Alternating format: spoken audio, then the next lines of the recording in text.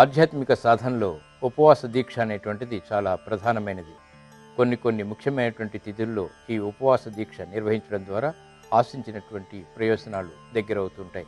మరి ఈ ఉపవాసం అంటే ఏమిటి? దీన్ని ఎలా నిర్వహించాలి? ఎప్పుడు నిర్వహించాలి? దీని యొక్క పరమార్థం ఏమిటో పరిశీలిద్దాం. ఉపవాసం అంటే దేవునికి సమీపంగా ఉండటం. ఆధ్యాత్మిక సాధనలో ఉపవాసానికి ప్రత్యేక స్థానం ఉంది. ఉపవాసం అంటే భోజనాన్ని పూర్తిగా మానేయటం కాదు. కటిక ఉపవాసం చేయటం ప్రబల దోషమవుతుంది కూడా. నిరాహారో భవేదేకః ప్రత్యామ్నాయ విధానగతః అన్నారు. ఆహారాన్ని రోజు తీసుకునేటువంటి పరిమాణంలో కాకుండా ఉపవాసం రోజు తక్కువ పరిమాణంలో ప్రత్యామ్నాయ ఆహారంగా స్వీకరించాలి. పాలు, పండ్లు కొద్ది ప్రమాణంలో తీసుకోవాలి. ఉపవాస కాలమంతా భగవద్చింతనలో గడపాలి. సాధ్యమైనంత వరకు మౌనంగా ఉండాలి. త్రికరణ శుద్ధిగా భగవంతుణ్ణి ఆరాధించాలి. ఉపవాస దీక్ష అనేది శరీరంతో భగవంతుణ్ణి సేవించడం అవుతుంది.